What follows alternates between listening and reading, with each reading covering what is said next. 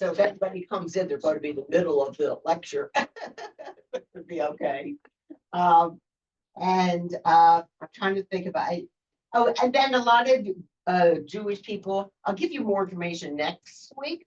It takes a long time for me to get these pages all put together. Great, Signal, I've been missing you. Oh, okay. So, here, come get these 2 sheets. You'll have these. All right.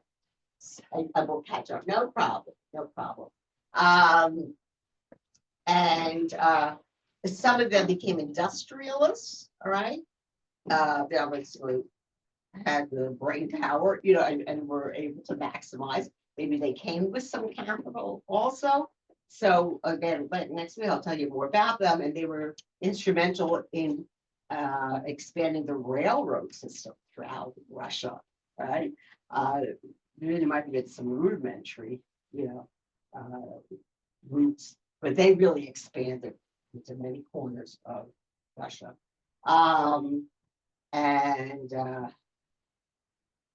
well, the Orient Express, but that's, but it definitely went through, Russia from all the way up to Vladivostok, which is all the way eastern Russia. It's in Asia. And there were the banking, different banking, not like the Rothschilds. The Rothschilds are Germany and Western Europe, but there were other wealthy Jewish banking families in Russia as well. So you can see there was this beginning, this opening. Things look good. Now, the bulk of the Jews are still stuck in the Pale of Settlement. They're not going anywhere, and they're poor. They're living, most of them, in these little shtetls and their little run-down houses and barely eking out a living. But there always are some who are able to, to make their way and establish themselves and go forward. This is mostly a very religious population. They are adhere to traditional Judaism. Now, that's why we will talk more now about the Haskalah. The Haskalah is now going to, remember, it started in Germany. It affects first the German Jews, and the foremost spokesperson was Sir Moses Mendelssohn. But gradually, that influence of opening up, learning, having more secular education, that will move eastward into the Pale of Settlement, into Russia. I'm going to do that in a little bit. Okay, so now you have the whole picture. What happened after 8 years to change the policy? Why does he start clamping down again on the Jews? Because there was a revolution in Poland. And there were some Jews involved in it, but it was started by Polish residents, former Poles. I mean, they're considered Russians at this point, but they revolted against the Tsarist regime and they wanted their independence back. For hundreds of years there had been an independent, kingdom of Poland and Lithuania. Well, it all came to an end. But seething, about in certain quarters was on resentment about this. And you have to understand the Pale of Settlement is, it's about, most of Poland was taken over by Russia. Part of it's taken over by Prussia, right? Prussia becomes Germany. And part of it's taken over by the Austro-Hungarian Empire. But the major portion of Poland now becomes Russia. And I mentioned this, if you ever look at your grandparents' immigration papers coming to America. I had some grandparents came, great-grandparents, 1870s, 1890s grandparents, and then I go to 1907, the other side of the family. And it lists that they were coming from Russia. Well, I know they came from Poland. It wasn't, Poland didn't exist at that point. Poland won't exist until after World War I. All right, and then it will be reestablished again, much smaller than it had been initially, but it will be reestablished as an independent country. So you can understand this, all the way even through World War II, being horrible antagonism between the Poles and the Russians. Not too much love going on with them. And let me just make sure that I'm all up to this. Okay, let's turn. So I want to finish up the pages that begin the Pale of Settlement with Tsar Alexander II. Okay, if you look at page 6, I want to finish up here on page 6, and then we'll go to the other two. And I'll talk more about the Haskalah. Okay. Let me just get to the page right before so everything flows through better, makes more sense. Well, just talked about the fact that there was an emergence of a middle class, obviously aroused the jealousy of more ethnic Russians. And again, now there's this awful reaction that's taking place in Russia. And again, it's all because of this Polish Revolution, but now it's going to affect, everybody living there. And the hatred turns against all the minorities living, and naturally the Jews were always an easy target. And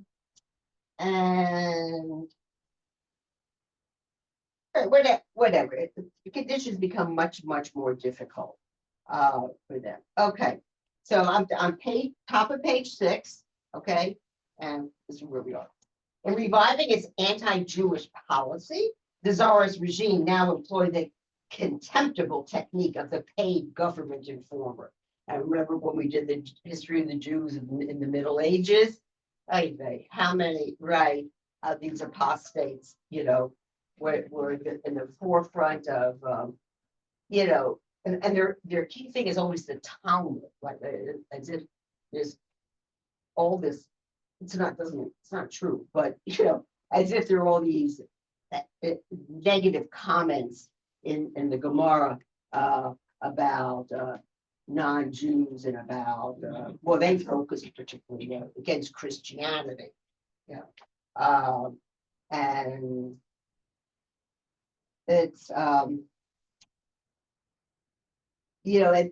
mean, here and there, maybe you could take a phrase and twist it to mean that it's anti.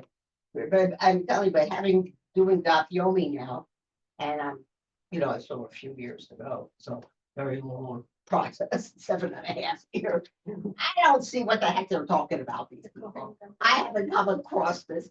It's halacha and discussions about what to do with different people's opinions, but to say that as if it were written just, to be anti-Christianity, whatever, that's not true. Anyways, but they managed to convince, the governments, that this in fact was the truth, and that's why they would come down very harshly upon their Jewish populations. Okay, so we're going to talk about one particular man in particular. Okay, the most notorious of these men was an embittered Jewish apostate. They're always angry. Somehow they're on the fringe of Jewish society, or they feel they've been rejected somehow by their fellow Jews, and now they're going to turn against them. His name was Jacob Bronfman. Not Bronfman, Bronfman. As a youth, he had been impressed into the Russian army by those Jewish coppers. So this goes back, into the days of Nicholas the First. He never quite recovered from this traumatic experience. I mean, it was really a horrible. I mean, conditions in these barracks was very harsh. Those are the coppers. Those were the kidnappers. Right. Cops.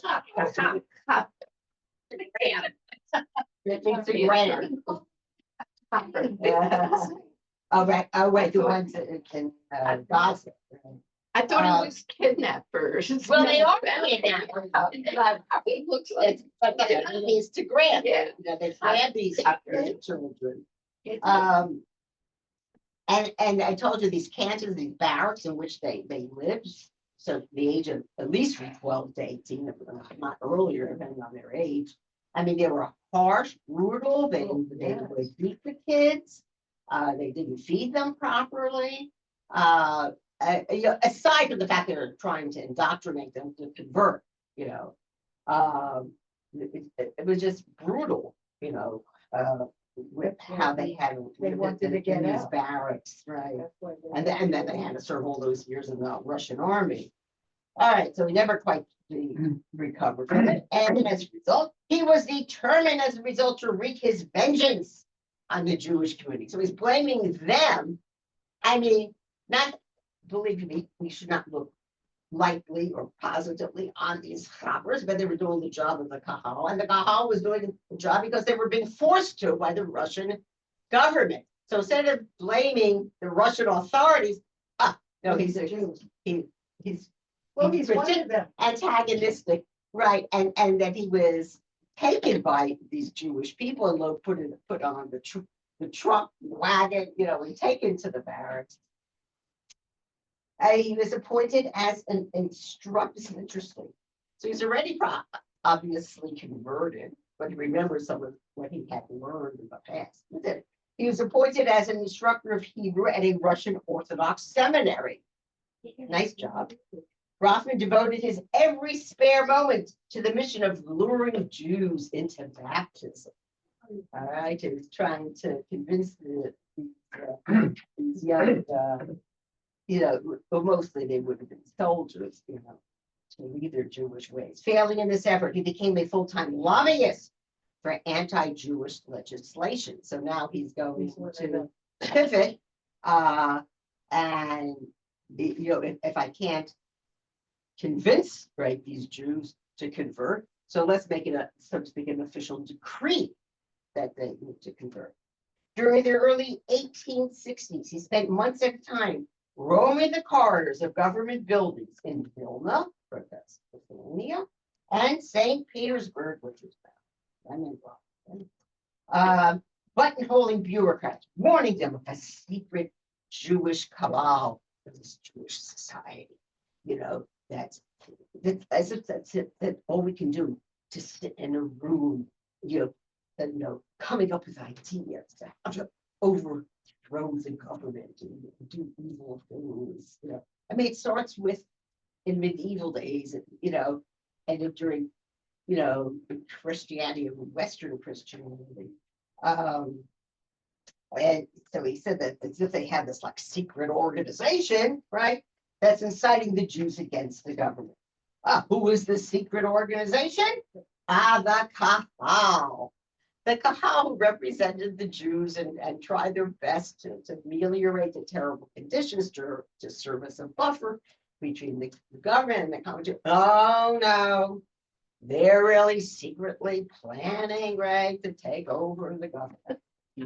His solution was that the government must eradicate the last vestiges of Jewish communal autonomy. Get rid of these Kahal, clothing all religious and charitable, even Catholics, like we have the Hebrew Kadisha, but there's the Lone Society. I'm trying to think what other, the Bikur Cholim, should have none of these things.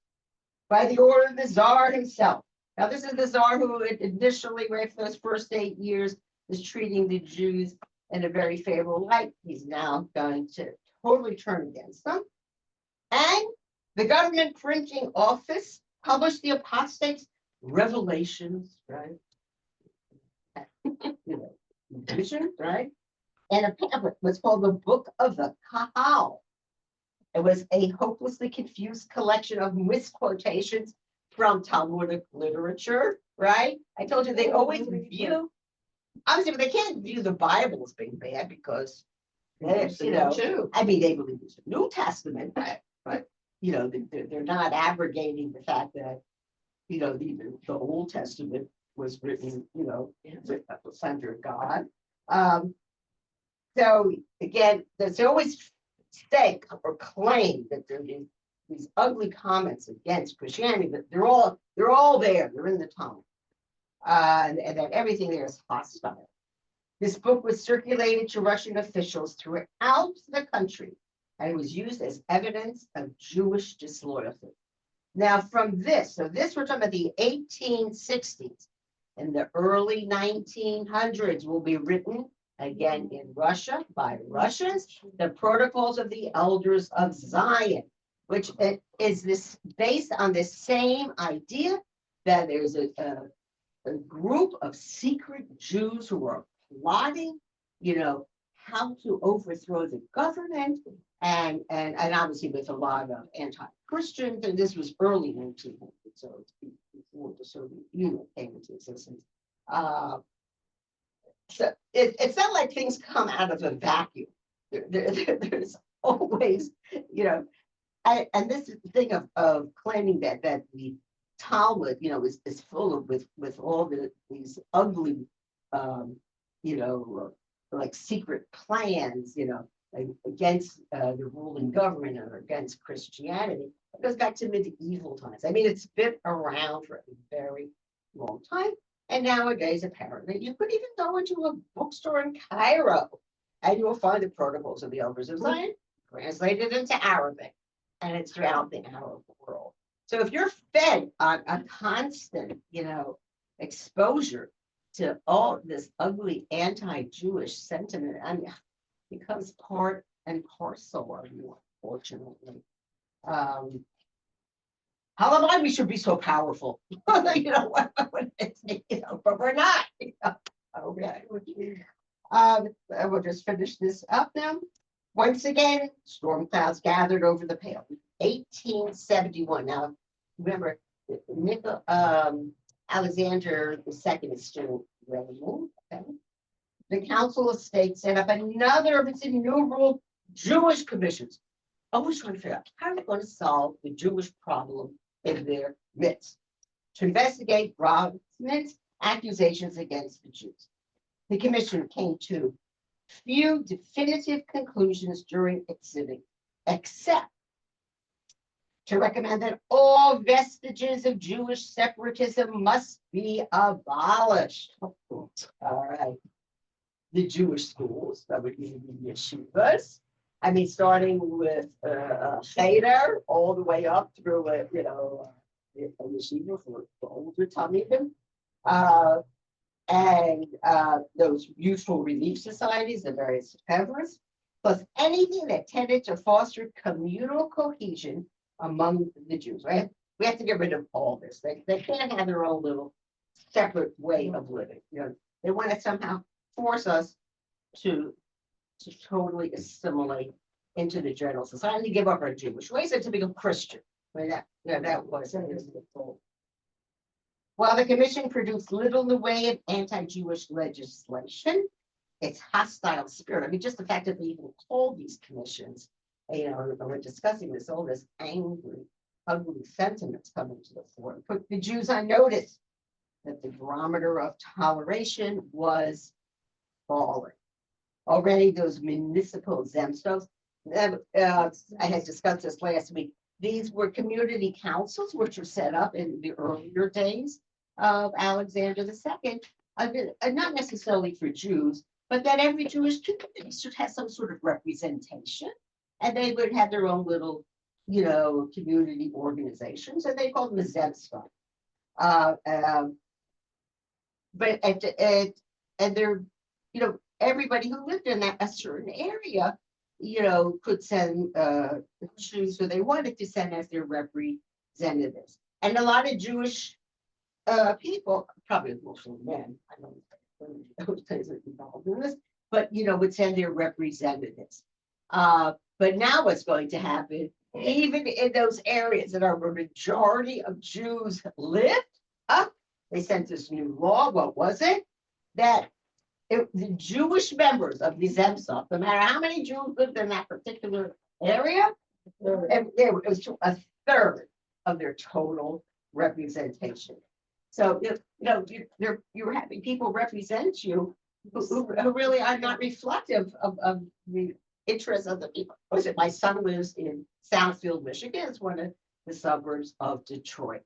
And they have a fairly large Jewish population. But they're not too far from Dearborn, which is a hotbed, right, of a lot of Muslims, predominantly Muslims. So they did some gerrymandering. Remember that term when you were about politics? Changing the borders. They used to have this I met her one. This very nice black lady was represented their entire district. Now they changed things around. So that awful woman, I can't even pronounce her name, but she's Palestinian, Yeah, the one. right? They, Not Ilhan Omar. no, the other one, she's The black. Michigan. Yeah, so whatever, she now Michigan. represents supposedly, this Jewish population that's all part of this larger, Dearborn area. So my son has had sometimes, that's better, she was, well, what can I do for you? So I said, you should tell her to shut her mouth.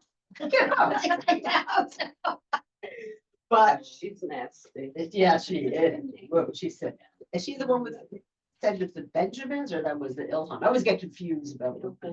Oh, I know, they're very, well, they're anti-Israel. Of course. But that also means they're Of course. anti-Semitic. They're anti. Of course. Okay.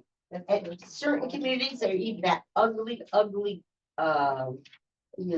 claim of ritual murder, right? Came back. I mean, that goes all the way back to medieval days, starts in the 1100s in all places. It's now going to, right? It's still out there today. I mean, even the Arabs like to on occasion, bring it up. Of course, I can't claim that we went to Jewish blood for our matzahs for Pesach that were killing Christian children. We were against, Muslim children. In any case, on the fringes of the pale, there were increasing numbers of spontaneous, but sometimes fomented by the government. Or right, but all of a sudden, these outbreaks, against the Jews. Now, these are not yet those famous pogroms. That will start in the 1880s, after the death of Alexander II. Alexander II, I'll discuss it greater length when we get to it, is assassinated. And Alexander III then becomes, and there's a lot of anger in throughout Russia at this point, and now called for revolution and overthrowing the government, and increased rights for the people, and to deflect the anger of the general population, against the Russian authorities, against the czars. They're going to say, but it's all to the Jews. It's the Jews. If you're living a miserable life, it's the Jews, right? And then those terrible pogroms. So if you want to know why so many of our ancestors came to live in the United States, it's because of that. Okay. Thank you, Russia. No, but that's how we all came to be. Although remember, I told you I do have one set of great grandparents that came to America in they came as single people, one in 1870, one in 1871. And I was like shocked when I learned that. But we talked in general how conditions for the average Jew they were still very poor in Poland. And this is the more repressive time period of Alexander II. So I guess there was starting a trickle of Polish Jews who did decide to leave and come to America. I don't know that they were so much better off in the US, but I mean, at least they had freedom. Right, exactly. And I told you, I always love that statement. I'm sure you've all seen Fiddler on the Roof. It's a most lovely, Broadway musicals. And, there's that passage where they're saying, may God bless the Tsar and keep him far away from us. And that's exactly how people felt in those days. So I'll just finish this up now. As the 1870s progressed, it became increasingly clear that the enlightenment of Alexander II's early years had hardly been more than a false start. Okay, so we're going to put away that. We finished this section, the Pale Summer, and now we're going to talk more about the Haskalah. Now, depending on your background, the type of schools you might have gone to, I told I went to Manhattan Central, and we learned, of course, Hebrew grammar, the Dikdot, but we also had some of the courses were Sifrut. So a lot of these guys, I remember learning and reading their stories, So whatever, we're going to come to that. Okay, so I'll start at the top of page 2. Okay, so first we're just going to talk about how things are going to get a little better, and then how the oh, you had 2 of the same. Okay, all right. So it says Jews of all classes considered all these reforms, those initial reforms in those first 8 years of Alexander II, an excellent beginning. They looked to further expansion of their economic opportunities. Industry within the Pale was somewhat encouraged to expand. But above all, a number of Jewish capitalists, I told you I'll tell you more of some of their names next time, outside the Pale, yeah, these were the ones who were permitted to leave, right, the confines of the Pale, were now enabled materially to aid in the development of Russian resources. So here's one name. 2 brothers, Samuel Laser Polikoff, I guess, greatly extended the railroads. I told you, how important that was, of which Russia was in need, and the Gunsberg, like Ginsburg, probably, family of St. Petersburg expanded their banking business. And other Jews established factories far into the interior of the country. I'm on page 2. Oh. At the top of it's the thing that says the Haskalah in Eastern Europe. You have the thing that says the Yes, Haskalah? I have So that. I'm reading from page 2. Okay, second paragraph now. Okay. That's the second All paragraph. right. There was now growing enthusiasm among the wealthy class of Jews for the Russia of their future. Again, those first 8 years, they think things are really, opening up for us. Petition to the Tsar urged the granting of emancipation to the Jewish upper classes, so that the rest might be stimulated to abandon their ways and manners in order to eventually gain similar emancipation. Again, because these upper classes have become more assimilated. They haven't given up their duties. They haven't necessarily converted to Christianity, but they are assimilating. They're probably sending their children to Russian schools. They are learning the Russian language. They're mingling and intermingling, with their Russian neighbors. And things are looking good. And economically, they're doing very well. Above all, the promise of liberalism marked a turning point in an internal, this will lead to the Haskalah, cultural movement, which had been gaining ground among the Jews of Eastern Europe for 3 generations. So, it doesn't just all of a sudden pop up in a vacuum. Already we talked about the fact that even those crown schools, the idea of the introduction of secular education, was a common goal of many Jews, because if they look this way, it was just how it started in Germany. Well, if you start, speaking the native language, they were German, you expand your knowledge of secular life out there. But theirs was also to change a lot of Jewish practice. Well, that doesn't happen so much in Russia. Okay, in Germany it did, and then that led to the reform movement. Okay, but you're not going to have reform in Russia, right? If you went to a shul, you're not. Everything was orthodox. It's very, very traditional there. And we're talking about millions of people. I mean, this is the largest Jewish population, in the world at that point. Okay? Of course, now it's in Israel. Isn't that amazing?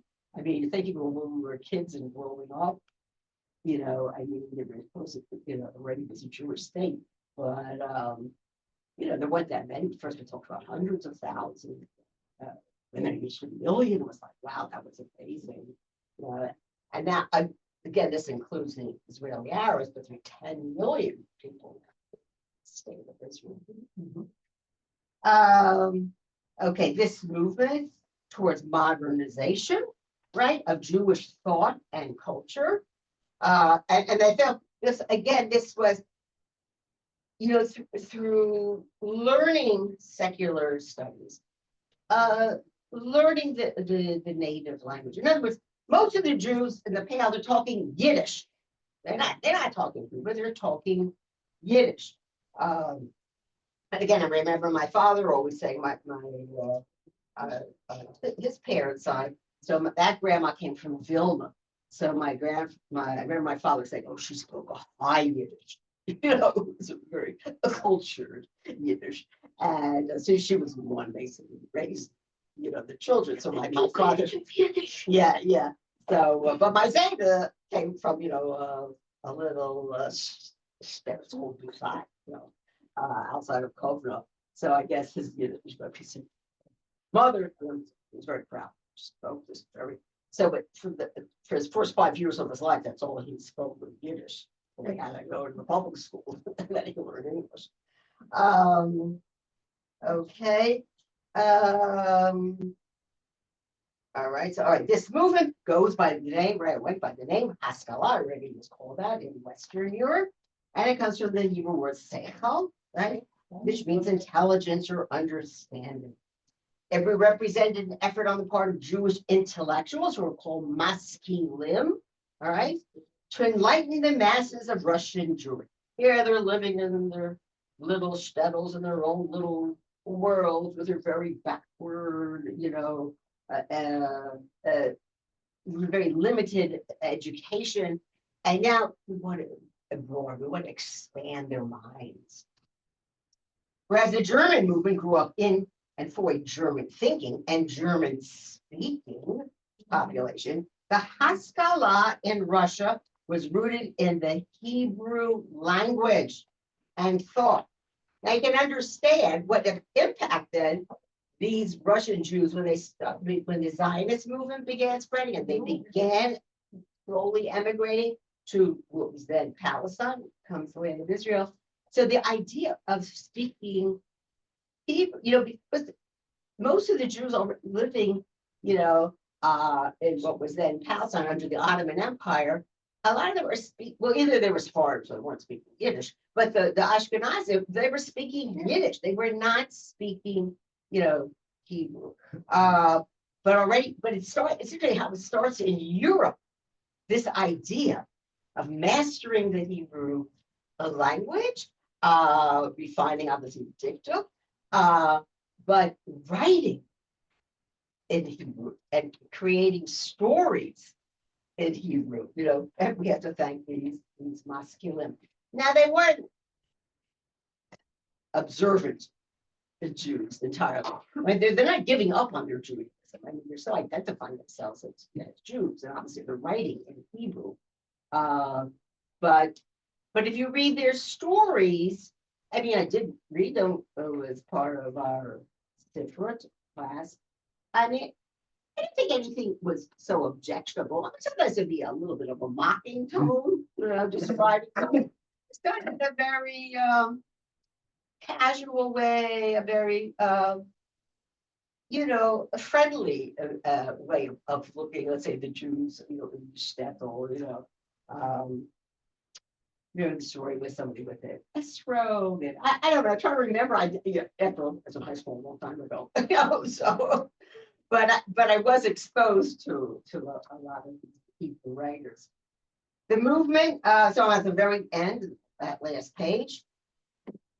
The movement for enlightenment traces origins. We talked about those already to Moses Mendelssohn in Germany.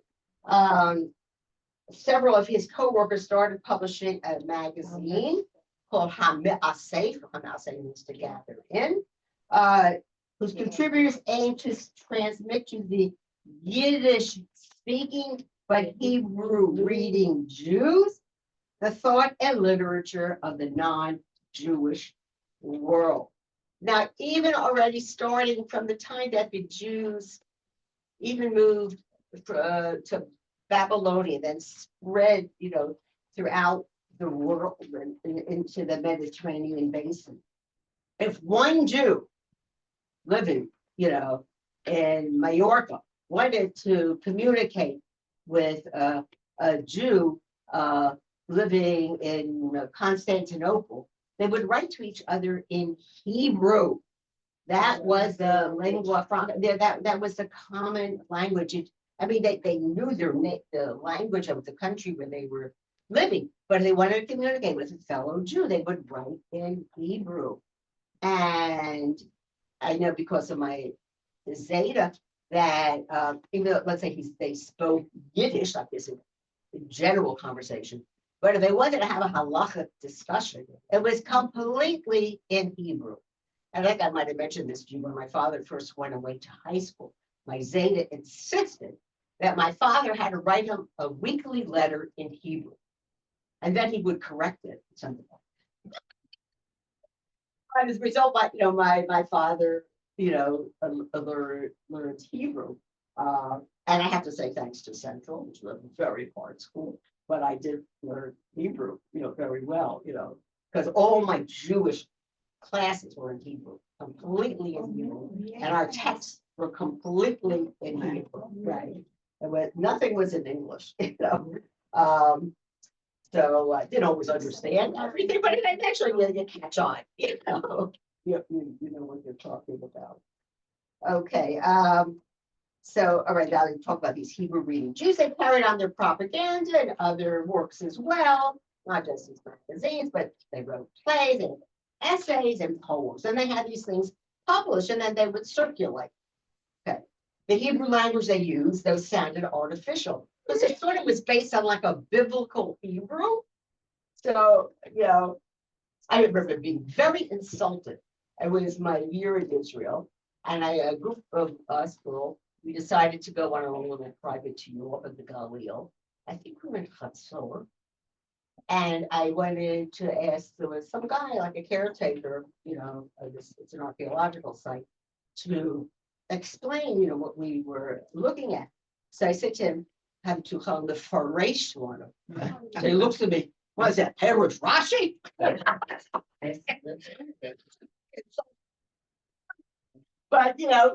that's what I would have been used to. That's how you now. Exactly. So then I learned, I was saying, wait, it really is good. So the subjects with which these authors, so in other words, so they're trying to use this biblical language, but it's not quite fitting into their modern terminology. So they're kind of like breaking their teeth, trying to make this make sense. So and a lot of the subjects they're now talking about, I mean, it's already now over 2,000 years or more, 2,500 years since we received the Torah, and we're no longer speaking Hebrew as a regular language. I told you, even the Jews in Palestine, they are not speaking Hebrew. Right? I guess I'm trying to remember. I don't know what the Sparta would have been. Maybe they spoke Arabic. No, well, idea is they can. Turkey. That's only if they came from Constantinople or Greece. Yeah. Then they would have spoken Ladino. My But if they came from other areas, or they came from North Africa or the Middle East, yes. My parents and my grandparents came from Morocco, so they spoke French because it was a French colony. Yeah. And they spoke Arabic. So my grandparents did Right. not speak Hebrew. They read Hebrew. But they spoke to me Moroccan, Arabic, or French. Well, that was more Right. natural. So, yeah, but they didn't speak Hebrew. Yeah. They read the Hebrew. Right. They have read the Torah, but they never spoke Right. the language. Well, my son-in-law, my daughter is married to Yemenite Jew. When I say Yemenite, he's Israeli. His parents came from Yemen. But growing up, that's it. They spoke Arabic in the house. So I said his Hebrew. I remember my daughter even commenting to me. So because he speaks to his brothers. I mean, he's speaking Hebrew with them, but it doesn't sound like the Ashkenazi Hebrew. It's different. So she said she once overheard some Arabs talking. She said to me, "Oh, Donnie sounds like them." With those Arabic inflections. He's very funny. He makes fun actually of the Ashkenazi Jews.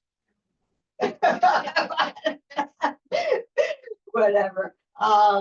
Okay, so again, so this Hebrew language is archaic. Again, it's a biblical Hebrew. But call hakavod to them, because they are the ones who brought the Hebrew language like that to life. To say that you can use it in conversation, in literary, writings. At least these originators of Haskalah, they made a valiant effort they did towards the integration of Hebrew culture with the culture of Western Europe. All right, so we'll do one more paragraph and then I'll stop. The next step in the development of Haskalah was taken by men who were interested in more specifically Jewish cultural value. One of them was this Yehuda Rappaport. He was the rabbi of Tarnovo, which is in Galicia, and later of Prague. In a series of biographies of great Jews of the past, like Rashi and Rambam. So he, his subject matter would have been something that a traditional Jew would have been very comfortable, with, but he's writing in a modern fashion. He proved that Judaism had always been a living, growing, and expanding religion. There's another man, his name is Nachman Krochmal. His contemporary set forth the same idea in a very famous philosophical work, whatever you will. Possessed of profound Jewish knowledge, widely read in Western philosophy, and they probably read. There might have been some things already that are in the Russian language, but probably maybe he knew the original German or French, right? Keenly sympathetic to the questions which troubled the Jewish intellectuals of his period. He exercised great influence among them. I love this text. His book, what was the book? Published and Presents, was named The Guide for the Perplexed of the Time. If you can even see the Rambam, but that he thought to use something that would have been familiar to observant Jews, and now to expose them to a wider world. It offered a much needed explanation of Jewish life and destiny. Krochmal wrote that the Jews could not be compared to the natives of the world. Judaism was an eternal spirit, was to bring out the beauty, the specialness, right, of Judaism, and was able to self-rejuvenate. Among Jews, the group soul was the all-important element for it molded and revived the nation. So they're going to use the Hebrew language, as a vehicle to reach the Jews in Tsarist Russia, to awaken in them a great pride in their past, but to make it something living and modern and breathing, I mean, I think it is phenomenal. Yeah, like Kol HaKavod, even though a lot of these people, they're not like strictly observant Jews, but it is thanks to them, that we speak Hebrew, and that it is a language. I mean, it's funny sometimes you go to visit in Eretz Israel. I don't know if you ever tried reading a Hebrew newspaper? I'm like breaking my teeth, and then I figured out just using a English word and say that's now okay. Vocabulary is or like when I first went to Israel, I remember being invited to some very proper Israelis who lived in Yerushalayim. And she told me the right way to say that you want to wash the dishes is lahadiach et hakelim. I don't think that's used. But she said that is the proper way to say it. So, yeah. So Mediach is the machine actually that Dishwasher. Well, first of all, we have learned about him when we do more about Israel, Eliezer Yehuda was the one to write that first Jewish, the Hebrew dictionary. It's actually a very, very monumental work. And he was the first one to insist, first with his own family, they could only speak Hebrew. They're living in the land of Israel. They could only speak Hebrew. No more this Yiddish. And I remember visiting some, they got it sideways, some Hasidic relatives, and I was in what's the Montessori? It was Sanhedria. And these little kids are out there, they're all speaking Yiddish. And, you're in the land of Israel, for God's sake, speak Hebrew. I'm sitting in an office in a pediatrician in Brooklyn about 10 years ago. Yeah. About 15 boys, and first of all, there's a TV, so they see Uncle Moshe, so they're Very so excited. they don't TV at home, but they all speak Yiddish to their mother. Yes. They're not speaking English. So I said to my wife, how are they going to survive? They're not speaking English. They don't have technology. They don't have technology, so they're going to be They working. do eventually learn something. I mean, they do have to have jobs or learn. Right, but I don't know. the first language was English. Yeah. But I'm sure it's not so easy for them to No. adapt, No. you know. But I'm saying, but here I was in Israel and I hear in the certain Hasidic circles, they won't give up the talking of Yiddish. Mea Shearim, Bnei Brak. Those Yeah, yeah. those are gonna be Yiddish. Yeah, Yeah. um, and I mean, everybody in B'nai Brak, No, I no. mean, yeah, but, yeah, so, You whatever, know, I was makes lost. life interesting. I was lost. I didn't know where I was going. And then a lady comes over to me. That's Yiddish? Ah. And I found you. Wow. Well, I feel the lack of fact, my parents were American, we spoke only English in our house. And they would only speak Yiddish to one another if they didn't want us to understand what the heck they were saying. My parents spoke Polish. My parents spoke Polish. Yeah, oh, okay, debate, well, my parents, I say. No, we weren't allowed to know Polish. They should- We could speak Yiddish. You can have Sean, my Uh, parents. Oh, what I John. How about those people who speak like very? That's a very difficult language. All right, I have to stop now, because they're back, coming in, see if this class. Ready to go, you're to tell me, we'll see you next week. This is very interesting. What did you